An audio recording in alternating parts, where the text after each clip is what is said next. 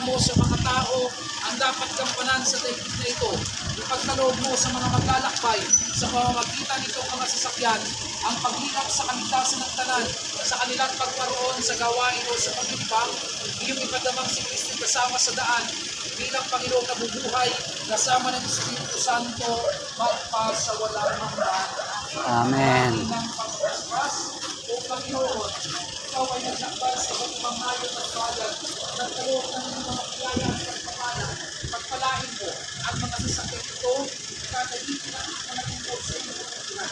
Ingatan at ingapin ang mga sasakay dito sa tulong ng iyong mga anghel.